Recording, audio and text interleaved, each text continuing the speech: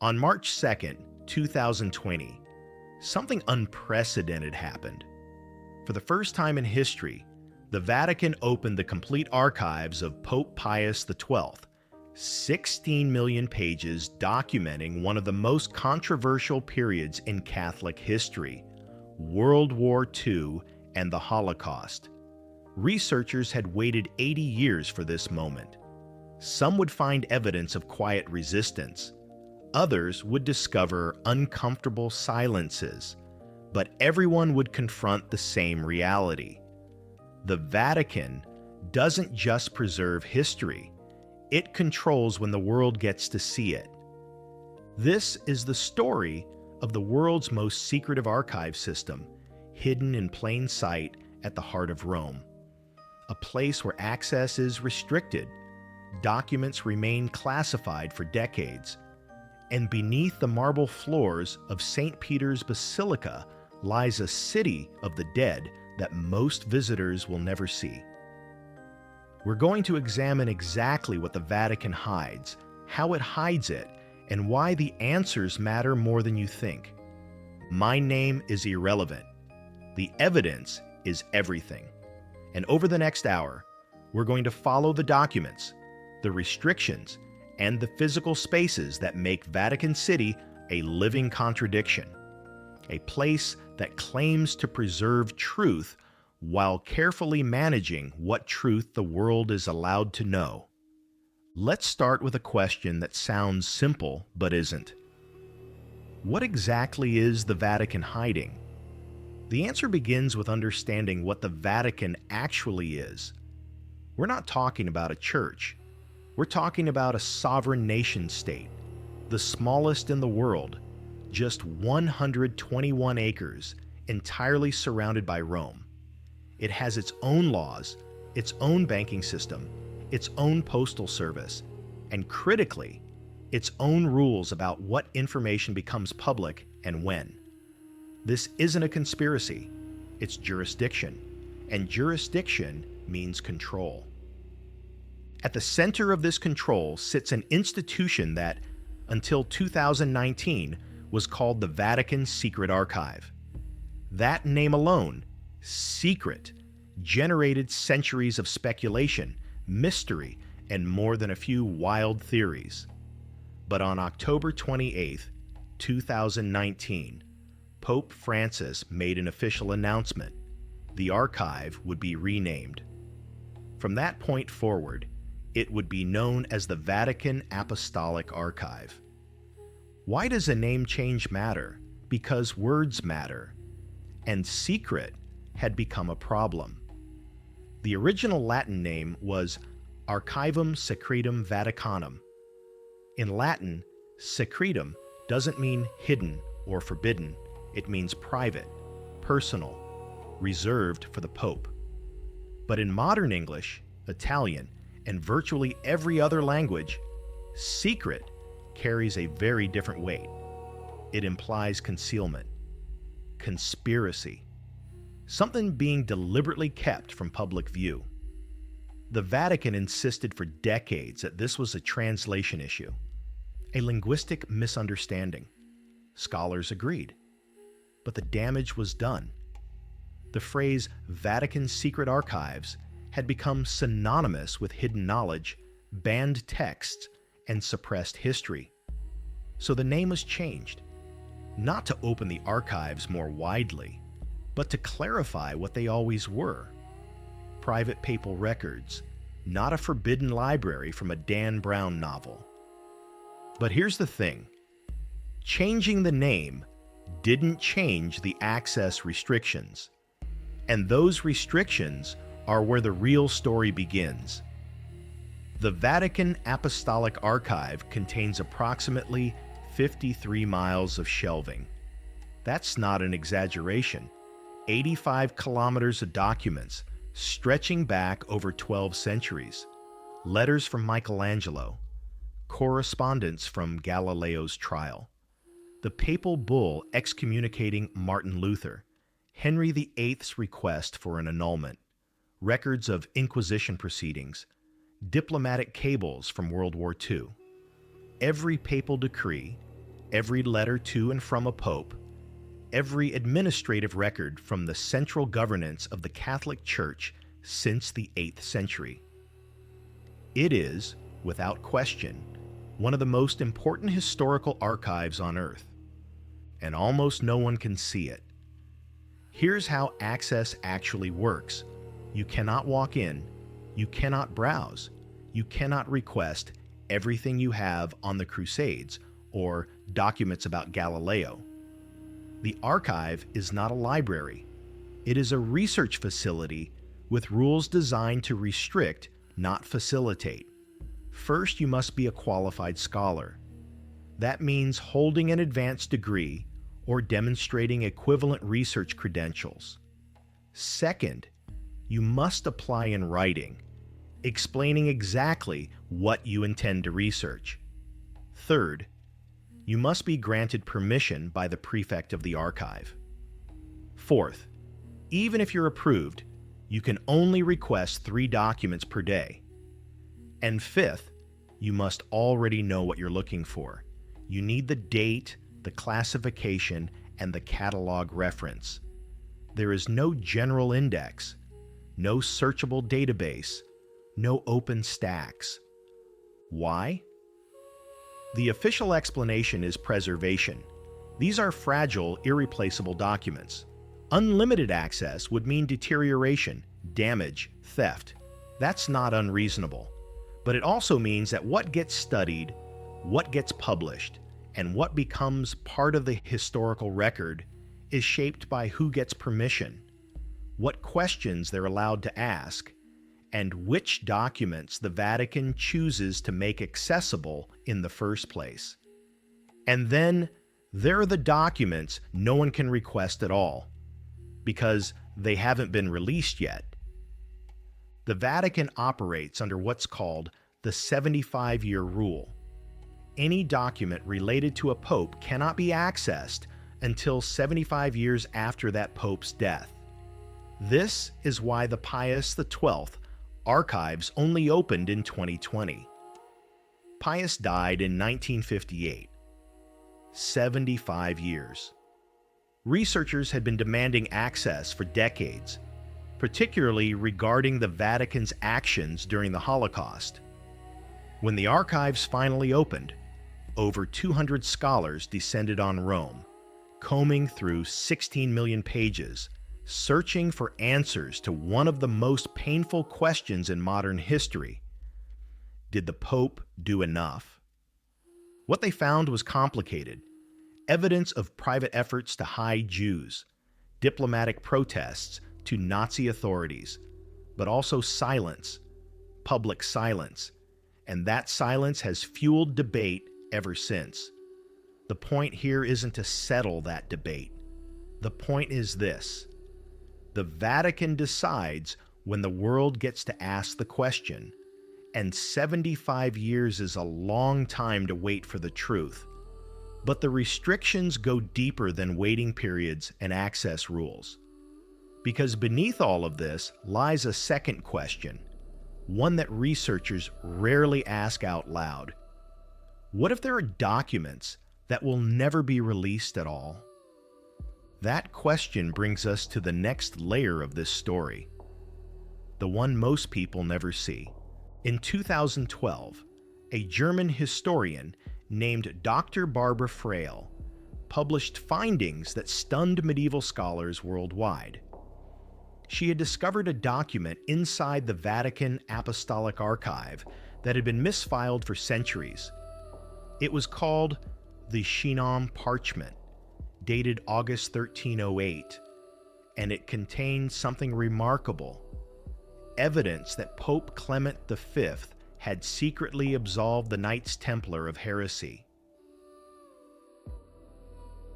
This matters because the Knights Templar were one of the most powerful military orders in medieval Europe. In 1307, King Philip IV of France arrested the Templars, tortured them, and charged them with heresy, blasphemy, and occult practices. In 1312, under pressure from Philip, Pope Clement officially dissolved the order. For 700 years, history recorded the Templars as condemned heretics, their order destroyed by the Church itself. But the Chinon parchment told a different story. It showed that Clement had privately found the Templars innocent. He absolved them. Then he dissolved the order anyway, for political reasons, not theological ones. The document had been in the archive the entire time. It just hadn't been cataloged correctly. Or perhaps it had been cataloged exactly as intended. Dr. Frail didn't go looking for Templar secrets. She was researching Inquisition procedures and stumbled onto the parchment by accident. This raises an uncomfortable possibility.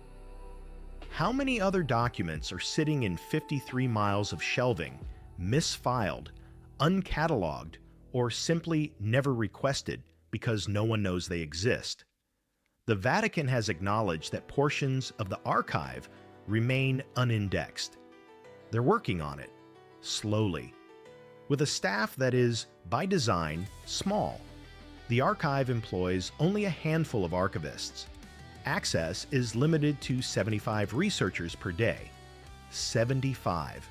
In an archive containing 12 centuries of records. That's not transparency. That's a bottleneck. And it's a bottleneck that serves a purpose. Because the slower information comes out, the more control the institution retains over its own narrative. But let's be fair. The Vatican isn't unique in this. Many state archives impose access restrictions. Presidential libraries, intelligence agencies, governments classify documents for national security, diplomatic sensitivity, or simply bureaucratic habit. What makes the Vatican different is the scale of time involved. We're not talking about 50 years or even a century. We're talking about documents spanning the entire arc of Western civilization, held by an institution that predates most modern nation-states and answers to no outside authority. The Vatican is accountable only to itself, and that creates a dynamic where historical truth becomes a form of institutional property. Consider this. In 1633, the Catholic Church put Galileo Galilei on trial for heresy. His crime? Supporting heliocentrism, the idea that the Earth revolves around the Sun, not the other way around. Galileo was forced to recant. He spent the rest of his life under house arrest.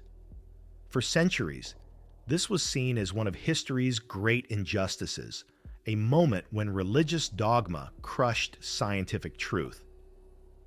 But in 1992, Pope John Paul II formally acknowledged that the Church had erred. Galileo was right. The trial was a mistake.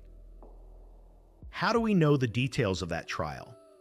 Because the Vatican preserved the documents, Galileo's letters, the Inquisition's proceedings, the sentence, all of it kept in the archive. And in 2008, the Vatican put those documents on public display for the first time as part of an exhibition at the Vatican Library. This was presented as an act of openness, a gesture of historical honesty, and in some ways, it was. But it also raises a question. Why did it take 375 years? Why did the world have to wait until 1992 for an official acknowledgement and until 2008 to see the documents? What determines the timeline between historical event and historical transparency? The answer, of course, is that the Vatican determines the timeline. And that's the pattern we see over and over again. Documents exist, historians know they exist, but access is controlled, delayed, or shaped by institutional priorities that have nothing to do with historical inquiry and everything to do with managing perception, protecting reputation, and maintaining authority. Which brings us to another case, one with direct implications for modern geopolitics and human rights. During World War II, the Vatican maintained diplomatic relations with both Allied and Axis powers. It was neutral, officially. But neutrality in the face of genocide is its own form of complicity, and the question of what Pope Pius XII knew, when he knew it, and what he chose to do, or not do, has been debated for 80 years. Jewish groups accused the Pope of silence. Catholic defenders argued he worked behind the scenes to save lives. Both sides wanted the same thing: access to the archives. But Pius died in 1958, and the 75-year rule meant the documents remained sealed until 2020. When they finally opened, researchers found complexity, evidence that the Vatican helped hide Jews in convents and monasteries, records of diplomatic protests sent to Berlin, but also evidence of calculated caution, a decision to avoid direct public confrontation with the Nazi regime. Some historians argue this caution saved lives. Others argue it enabled atrocity. The documents don't resolve the debate. What they reveal is the decision-making process of an institution trying to preserve its own survival in the most dangerous period of the 20th century. But here's the critical part. We only know this because the documents were eventually released. What about the popes whose archives haven't been opened yet? Paul VI died in 1978. His archives won't open until 2053. John Paul I died in 1978 after only 33 days as Pope. His archives? Also 2053. John Paul II died in 2005. His archives won't open until 2080. That's 55 years from now. Anyone watching this under the age of 30 will be in their 80s before they can request a document from John Paul II's papacy. Think about what that means. These aren't ancient figures. These are popes who lived through events we remember: the Cold War, the fall of the Berlin Wall, the sexual abuse scandals that have devastated the Church's credibility, and the documents that could provide insight, accountability, or at minimum historical clarity are locked away until everyone involved is dead. That's not preservation, that's insulation. And it works because the Vatican isn't subject to freedom of information laws, public records requests, or any form of external oversight. It is sovereign, it is private, and it will release documents when it's ready, not before. But documents are only part of the story, because beneath the paperwork, beneath the shelves and the reading rooms and the access restrictions, there is something else, something physical, something hidden in plain sight at the very heart of Vatican City, directly under the most famous church in the world. And that's where the line between history and secrecy becomes something you can walk through. If you've ever visited St. Peter's Basilica, you've stood on top of a tomb. Not just any tomb. The tomb that, according to Catholic tradition, holds the bones of St. Peter himself, the first pope, the apostle who Jesus declared would be the rock upon which the church was built. For 2,000 years, this belief has been central to the Vatican's authority. But for most of that time, it was just tradition, a story, a claim without proof. Until 1939, when Pope Pius XII authorized something extraordinary. He ordered excavations beneath the Basilica, and what they found changed everything. The area beneath St. Peter's is called the Vatican Necropolis, or the Scavi, from the Italian word for excavations. It's a Roman burial ground, an ancient street of mausoleums, tombs, and grave markers, some dating back to the 1st century AD. When Constantine built the original St. Peter's Basilica in the 4th century, he built it directly on top of this cemetery, filling in the tombs with earth to create a level foundation. For 1600 years, this underground city of the dead was forgotten. But the excavations revealed something remarkable. Right beneath the main altar of the basilica, archaeologists found a simple grave marked with graffiti in ancient Greek. The graffiti read, "Petros Ani." Peter is here. Inside the grave, they found bones, human bones, male, elderly, 1st century. In 1968, Pope Paul VI announced that the bones had been definitively identified as those of St. Peter. The Vatican's chief archaeologist at the time was more cautious. The evidence was suggestive, not conclusive. But the announcement was made.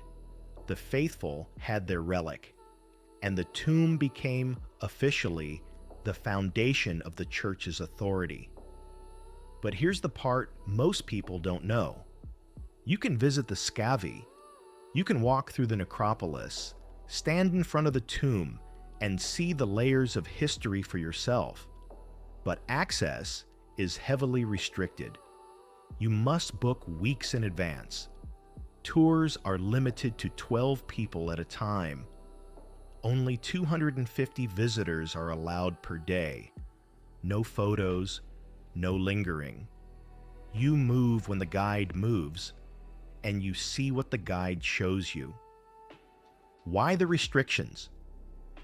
The official reason is preservation. The necropolis is fragile. Humidity, foot traffic, and exposure could damage the frescoes and structures. That's reasonable. But it also means the Vatican controls one of the most important archaeological sites in Christian history, and the public's access to it is entirely at the institution's discretion. You can't just wander in. You can't explore freely. You experience it on the Vatican's terms, in the Vatican's time frame, with the Vatican's narrative guiding every step. And that's the pattern we keep seeing. The Vatican preserves history, but it also curates history. It decides what you see, when you see it, and how you're allowed to understand it. Now let's talk about what you don't see. The Scavi tour covers a small section of the necropolis, but the underground network beneath Vatican City is far more extensive. There are tunnels, passageways, storage rooms, and entire sections of ancient Roman structures that are not included in the tour. Some of these areas are inaccessible due to structural instability. Others are restricted for security reasons, and some are simply closed, with no public explanation. Archaeologists have long suspected that additional tombs, artifacts, and possibly even documents are buried in areas that remain unexplored or deliberately sealed. The Vatican has never denied this, but it has never confirmed it either. What's down there? We don't know. When will it be excavated? No timeline has been given. Will the findings be made public? That depends on what they find. This is the reality of Vatican archaeology. Every discovery is filtered through institutional priorities. If a finding supports church tradition, it's announced. If it complicates the narrative, it's studied quietly. If it contradicts official doctrine, it's reconsidered, reinterpreted, or simply not discussed. This isn't necessarily malicious, it's institutional self-preservation, but the effect is the same. The Vatican remains the gatekeeper of its own history. Let's consider another example. In 1998, the Vatican opened a small portion of its library to digitization efforts, partnering with academic institutions to scan rare manuscripts and make them available online. This was hailed as a major step toward transparency, and in fairness, it was. Thousands of medieval manuscripts, early biblical texts, illuminated codices, and scientific treatises were digitized and made accessible to researchers worldwide. But the digitization project is selective. The Vatican chooses which texts to scan. And out of the approximately 1.6 million printed books and 150,000 manuscripts in the Vatican Library, only a small fraction have been digitized. The rest remain physical, accessible only in person, under the same restrictions that govern the archive: credentialed researchers, advance approval, limited daily access. What's in the undigitized collection? We know some of it: astronomical charts from the Renaissance, papal correspondences from the Crusades, medical texts from the Islamic Golden Age that were preserved by the Church while much of Europe descended into the Dark Ages. But we also know there are texts that have never been fully cataloged, manuscripts acquired over centuries through conquest, donation, and confiscation, that sit in climate-controlled vaults, waiting for someone to request them, assuming someone knows they exist. And this brings us back to the fundamental question: how can a place preserve history and still control what the world can know? The answer is simple: by controlling access, by controlling the timeline, and by being the sole authority that determines what's worth preserving, what's worth releasing, and what's worth explaining. The Vatican doesn't hide history in the way conspiracy theorists imagine, with locked chambers and forbidden knowledge. It hides history in plain sight, behind application forms, waiting periods, and bureaucratic discretion. It hides history by making the archive so vast, so unindexed, and so restricted that even qualified researchers can spend a career studying one narrow topic and never scratch the surface of what's actually there. But there's one more layer to this. One more place where the Vatican's control over history becomes literal, physical, and deeply symbolic. And it's not underground. It's locked behind gates most tourists never notice, in a place that exists within Vatican City, but operates almost entirely in secret. That place is where the real power lies. And we're about to walk through its doors. There's a building in Vatican City that doesn't appear on tourist maps. It's not hidden. You can see it if you know where to look. It sits just outside the public areas of St. Peter's Square, behind tall iron gates, guarded 24 hours a day by the Swiss Guard.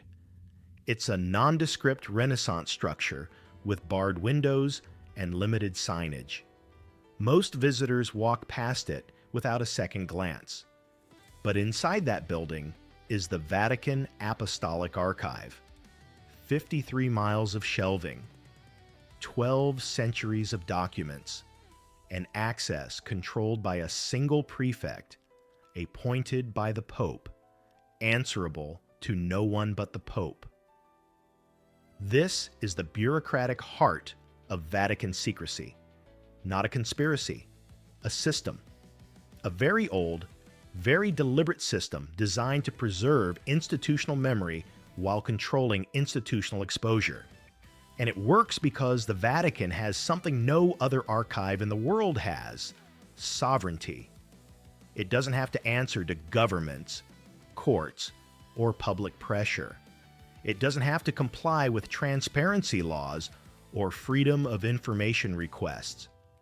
It can classify a document for 75 years, or 175 years, or forever, and there's no legal mechanism to challenge that decision. Because Vatican City is a sovereign state, and the Pope is an absolute monarch. Let's put this in perspective. The National Archives of the United States are subject to the Presidential Records Act, the Freedom of Information Act, and congressional oversight. The British National Archives operate under the Public Records Act with mandatory release schedules and judicial review. Even the archives of the Russian Federation, despite decades of Soviet secrecy, have been partially open to scholars since the 1990s.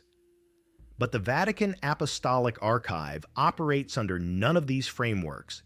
It is private property, owned and managed by the Holy See, released at the discretion of the reigning Pope, with no external checks, no independent review, and no public accountability. And this matters because the documents inside don't just belong to the Catholic Church. They belong to world history. Letters from monarchs, treaties between empires, records of explorations, inquisitions, wars, and diplomatic negotiations that shaped the modern world. These are primary sources that historians depend on to understand the past.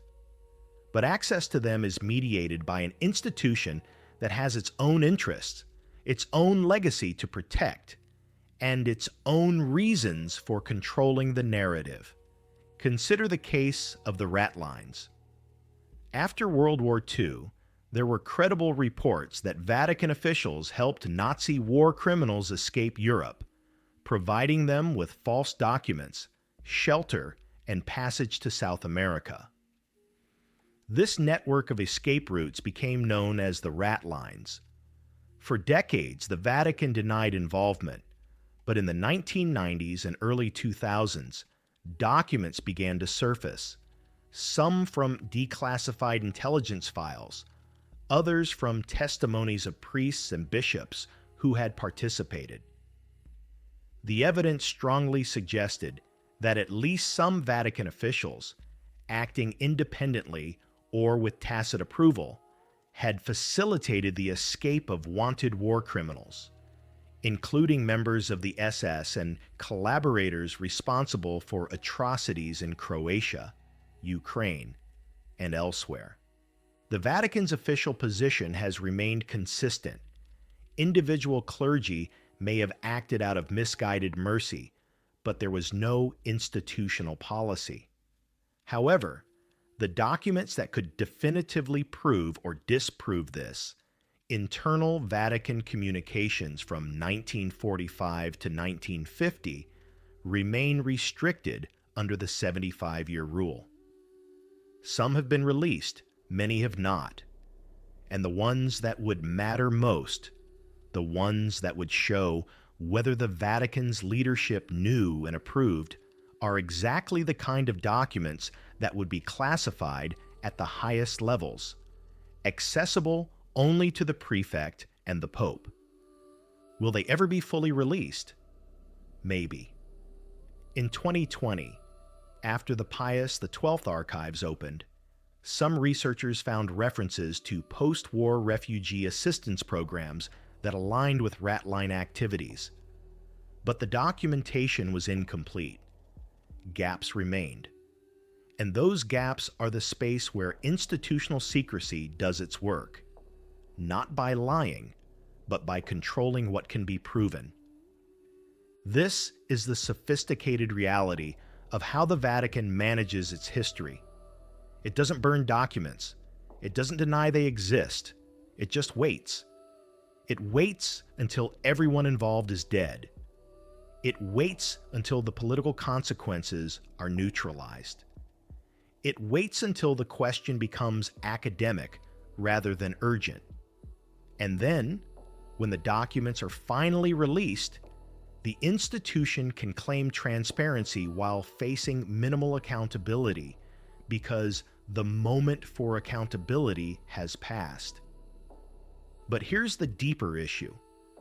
The longer the Vatican waits, the more its own narrative becomes entrenched.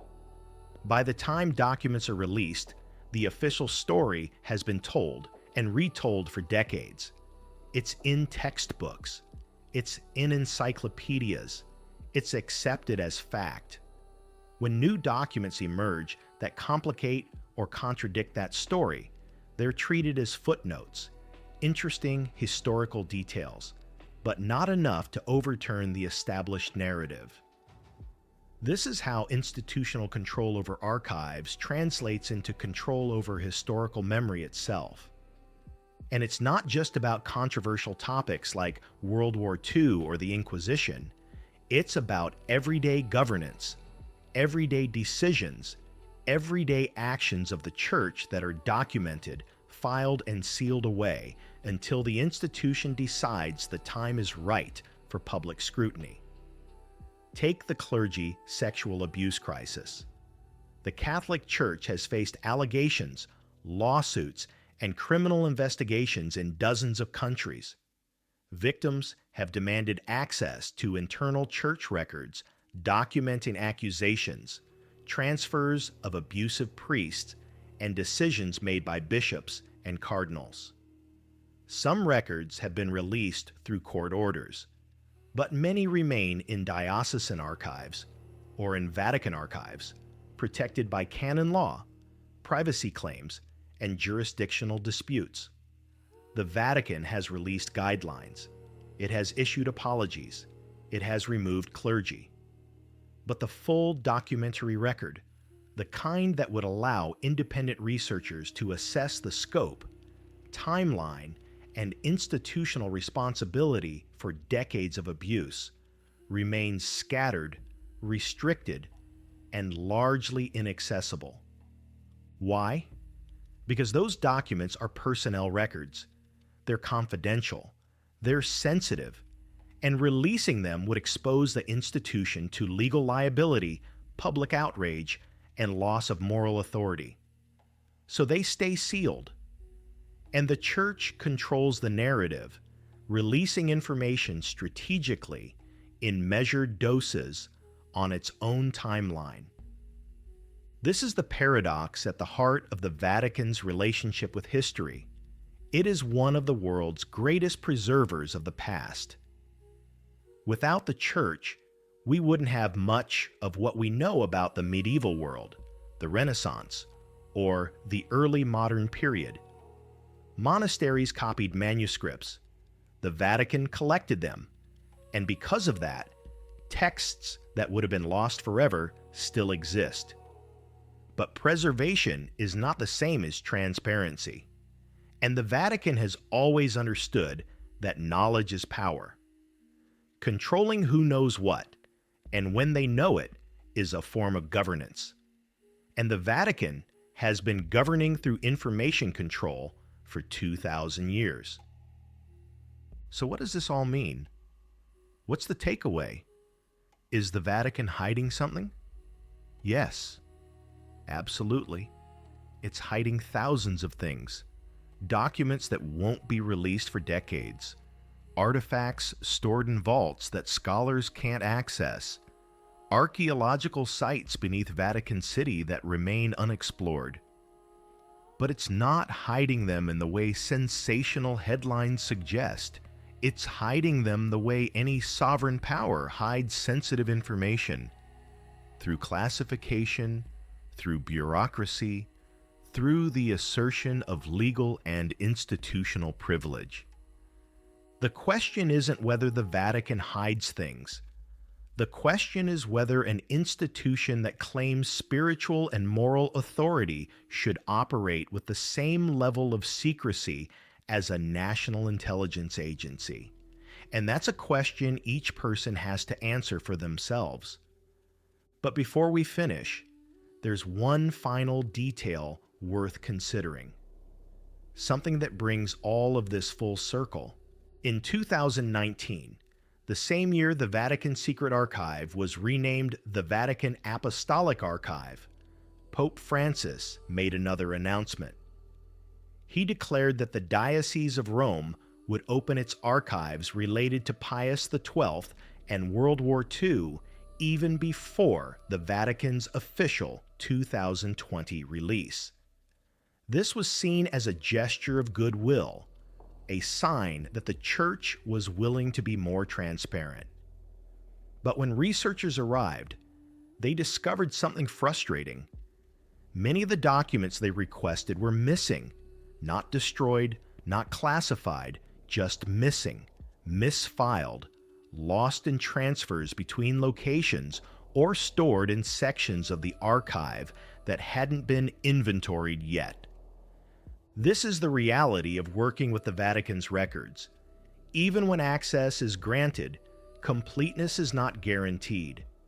And the larger the archive, the easier it is for critical documents to disappear into the bureaucratic labyrinth. Sometimes this is accidental. Sometimes it's negligence. And sometimes researchers suspect it's convenient. But let's end on something concrete, something you can verify.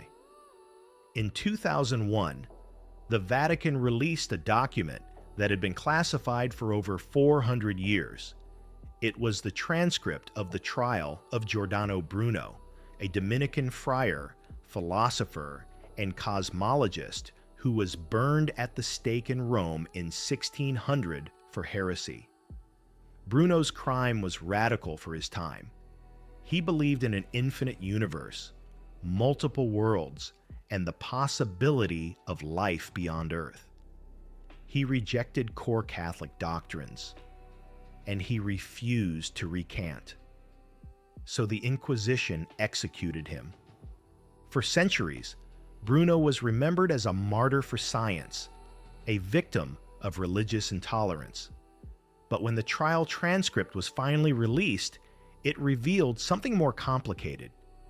Bruno wasn't executed for his scientific beliefs.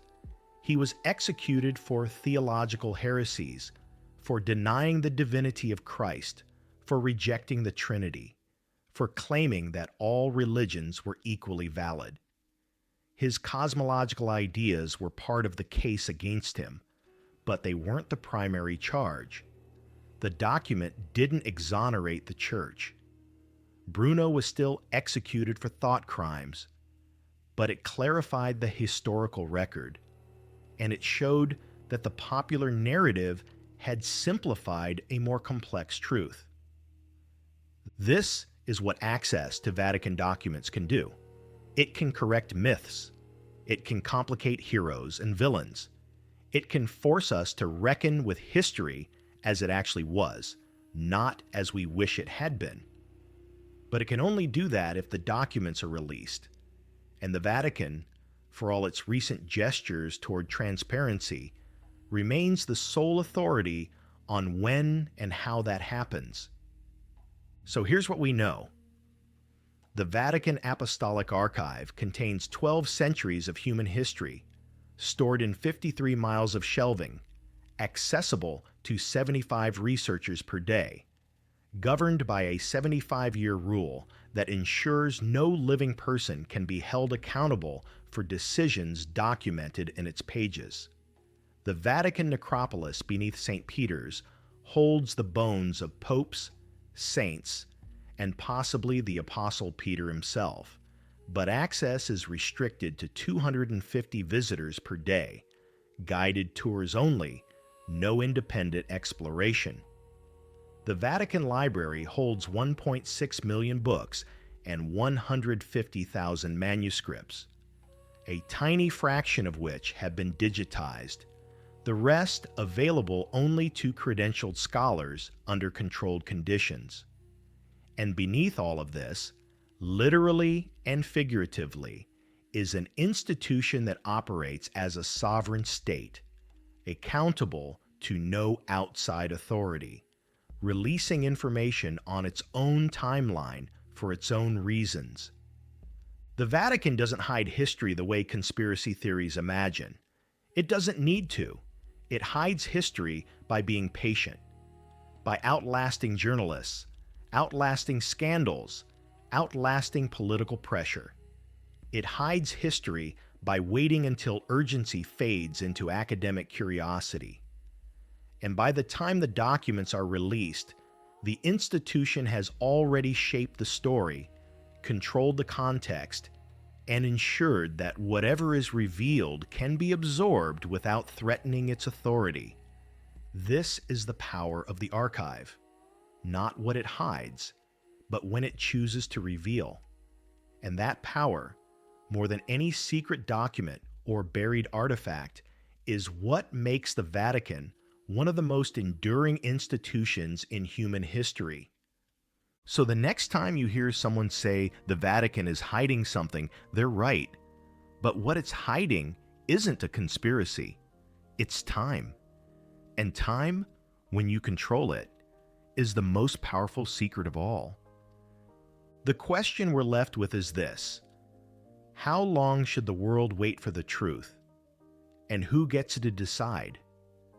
If this investigation changed the way you think about history, archives, and institutional power, subscribe to Relic of History. Like this video.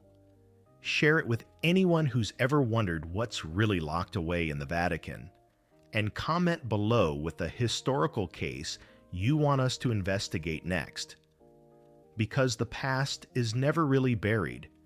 It's just waiting for someone to dig in the right place. Until next time, question everything, verify always, and never assume that silence means there's nothing to say.